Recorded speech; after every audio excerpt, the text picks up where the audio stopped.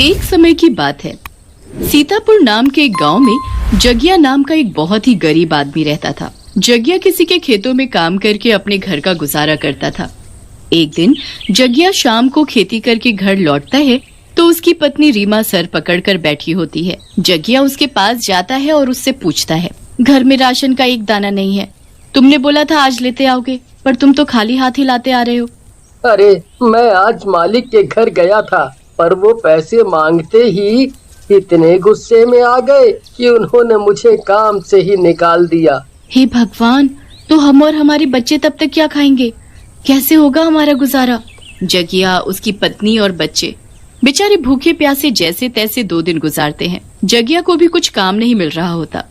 वो इतना परेशान हो जाता है कि जंगल से कुछ फल सब्जी ही तोड़ने के लिए निकल पड़ता है। चलते चलते वो काफी आगे निकल जाता है। फिर अचानक उसकी नजर एक पेड़ पर पड़ती है जिस पर कुछ अजीब से फल लगे होते हैं। अरे ये फल तो मैंने पहले कभी नहीं देखा, चलो चलकर देखता हूँ। जगिया आगे चलकर देखता है तो उसे बड़ा ही अलग नजारा दिखता है। अजीब अजीब सब्जियां, फल और फूल लगे होते हैं। फिर उसकी नजर एक छोटी पर बड़ी ही खूबसूरत झोपड़ी पर पड़ती है। जगिया उस झोपड़ी को इतने घने जंगल में देखकर बड़ा ही हैरान होता है, पर फिर वो उस झोपड़ी के अंदर जाने का फैसला करता है। जैसे ही वो झोपड़ी के पास पहुंचता है और उसका दरवाजा खटखटाने ही वाला होता है कि दरवाजा अपने आप खुल जाता है। जगिया एकदम घबरा जाता है। फिर अंदर से किसी औरत की आवाज आती है, आओ आओ, अंदर आओ। जगिया डरता हुआ हिम्मत करके अंदर जाता है तो देखता है कि बाहर से दिख रही झोपड़ी अंदर से आलीशान घर जैसी होती है। वो तो उसे देखता ही रह जाता है। फिर उसकी नजर बेड पर पीठ करके लेटी हुई एक औरत पर जाती है। उसके लंबे लंबे बाल होते हैं और उसका चेहरा दूसरी तरफ होता है, इसलिए जगिया उसकी शक्ल नहीं देख पाता। जगिया इस बात से बिल्कुल अनजान होता है कि वो औरत एक चुड़ैल है। कौन हो तुम और इस घने जंगल में अकेली क्यों रहती हो? मेरा नाम माया है, मैं इस जंगल की रानी हूँ। तुम बताओ, तुम यहाँ क्यों आए हो? मैं बहुत गरीब हूँ, घर में कुछ खाने को नहीं है, इसीलिए यहाँ से कुछ खाने के लिए सब्जी और फल लेने आया था। मैं तुम्हें सब कुछ दे सकती हूँ, जो तुम चाहो, खाना हो या सोना या ढेर सारा पैसा। क्या सच में तुम मुझे ये सब दे सकती हो? हाँ बिल्कुल, क्यों नहीं, पर बस तुम्हें मेरा नौकर बनकर रहना होगा। तुम्हें मैं जो कहूँ वो सब काम करने होंगे। अगर तुमने ऐसा किया तो मैं तुम्हें माला माल कर दूंगी। जगिया उस चुड़ैल का नौकर बनने को तैयार हो जाता है। उसे उस वक्त बस अपने घर की तकलीफ और अपने भूखे बच्चे दिख रहे होते हैं और वो उसके अलावा कुछ नहीं सोचता। चलो फिर मैं तुम्हें पहला काम देती हूँ। जाओ, अभी बाहर जाओ और वहाँ एक पीले फल वाला पेड़ होगा, उस पेड़ पर चढ़कर सबसे पका हुआ फल लेकर आओ। याद रहे, फल सबसे पका हुआ और मीठा होना चाहिए। जगिया झोपड़ी के बाहर जाता है और पीले फल के पेड़ पर चढ़ जाता है। उसके बाद वो सबसे पका हुआ फल ढूंढने लगता है। अब इसमें से सबसे पका हुआ फल कौन सा है, ये कैसे पता लगेगा? फिर जगिया की नजर एक ऐसे फल पर जाती है जिस पर मक्खियाँ भिनभिना रही होती हैं। उससे वो समझ जाता है कि सबसे पका हुआ और मीठा फल है। वो जल्दी से उस फल को तोड़ लेता है और उस चुड़ैल के लिए ले जाता है। चुड़ैल अभी भी पीठ करके लेटी होती है। वो पीछे हाथ करके जगिया के हाथ से फल ले लेती है और उसे खाने लगती है। वाह, ये तो बहुत ही मीठा है। मैं तुमसे बहुत खुश हुई। तुमने बहुत अच्छा काम किया। चलो अब तुम घर जाओ और मेरी झोपड़ी के बाहर तुम्हारे लिए कुछ रखा हुआ है, उसे घर ले जाना। पर अभी तो मैं बाहर से ही आ रहा हूँ, वहाँ कुछ नहीं था। मैंने कहा ना बाहर कुछ है, अब तुम जाओ।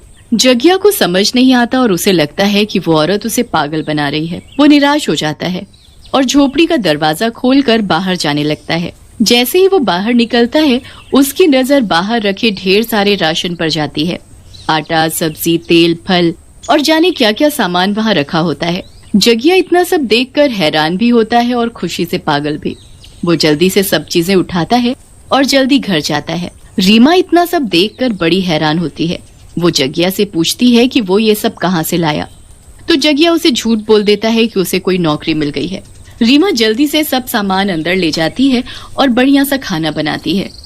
जगिया और उसका परिवार भरपेट खाना खाता है और चैन की नींद सोता है। अगली सुबह जगिया जंगल के लिए निकल पड़ता है। वो जैसे ही चुड़ैल की झोपड़ी के बाहर पहुंचता है वैसे ही दरवाजा अपने आप खुल जाता है। जगिया को अजीब लगता है पर वो अंदर घुस जाता है। इस बार भी वो चुड़ैल पीठ करके लेटी हुई होती है। मुझे तुम्हारा ही इंतजार था। बताओ मुझे आज क्या करना है, मैं सब काम कर दूंगा। पहले जाकर उसी पेड़ से मेरे लिए फल लेकर आओ और फिर वहाँ मेज पर रखी कंघी से मेरे बाल काट दो। मैं और बाल? क्यों, तुम मेरे काम नहीं करना चाहते? बताओ। नहीं नहीं, मैं सब काम कर दूंगा। जगिया पहले फल तोड़कर लेकर आता है और फिर कंघी से चुड़ैल के बाल काटने लगता है। उस चुड़ैल के बाल तार की तरह होते हैं।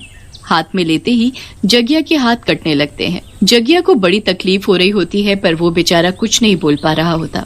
बाल काटते काटते जगिया के हाथ से खून निकलने लगता है और अब उससे ये दर्द बर्दाश्त नहीं हो रहा था। आखिरकार वो चुड़ैल से बोलता है, एक बात बोलूं, आपके बाल बहुत अच्छे और लंबे हैं। अगर मैं इनको ज्यादा काटूंगा तो ये सुंदर बाल टूटने लगेंगे। क्या सच में? चलो फिर इन्हें ऐसे ही रहने दो। झूठ बोलकर जगिया चुड़ैल के बाल से अपना पीछा छुड़वा ही लेता है। जब जगिया रात को घर वापस जाने लगता है तो उसे पिछली बार की तरह झोपड़ी के बाहर एक थैला रखा मिलता है। जगिया उसे खोलकर देखता है तो उसमें ढेर सारे पैसे होते हैं। जगिया तो खुशी से पागल हो जाता है। वो अपने हाथों का दर्द भी भूल जाता है और घर चला जाता है। अगली सुबह वो चुड़ैल जंगल के लिए फिर निकल पड़ता है। चुड़ैल इस बार उसका बेसब्री से इंतजार कर रही होती है। कब आएगा कब आएगा, आज तो उसका तीसरा दिन है।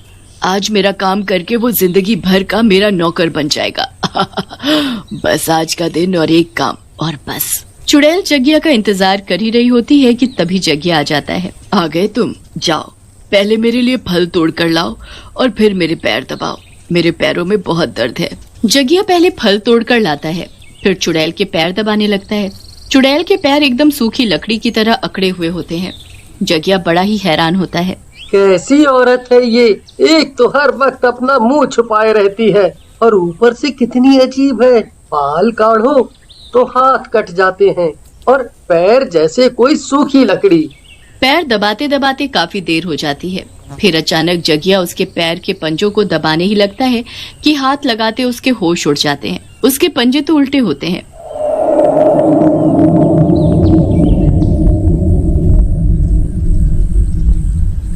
जगिया बुरी तरह कांपने लगता है। अब उसे सब कुछ समझ आ जाता है। क्या हुआ, रुक क्यों गए? मेरे पैर दबाओ।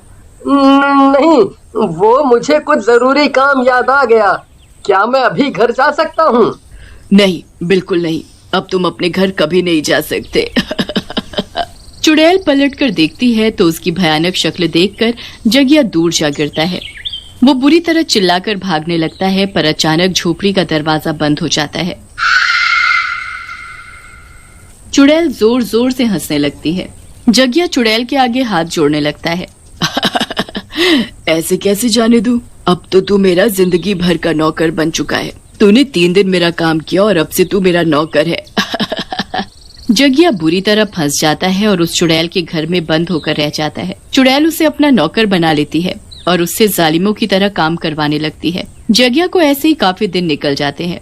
उसकी हालत बद से बदतर हो जाती है और दूसरी तरफ उसकी बीवी उसे ढूंढ ढूंढ कर परेशान हो चुकी होती है। मुझे कैसे भी इससे बचकर निकलना होगा। कुछ तो होगा जिससे इस चुड़ैल का अंत हो सके। एक रात जब चुड़ैल अपनी तंत्र विद्या कर रही होती है तो जगिया मौके का फायदा उठाता है। मुझे लगता है ये चुड़ैल इस पेड़ के फलों को खाकर जिंदा रहती है, तभी ये मुझसे रोज एक फल मंगवाती है। अगर मैं इसे ही खत्म कर दूं तो शायद इस चुड़ैल का अंत हो सके। चुड़ैल घर के अंदर तंत्र मंत्र कर रही होती है और जगिया चुपके से बाहर जाकर उस शैतानी पेड़ को आग लगा देता है। पेड़ के जलते ही चुड़ैल के अंदर से चिल्लाने की आवाज आती है। आह आह, किसने मेरे शैतानी पेड़ को छुआ है? कौन है बाहर? जगिया खिड़की से अंदर देखता है तो चुड़ैल जल रही होती है। आग की लपटों में उसकी झोपड़ी भी जलने लगती है।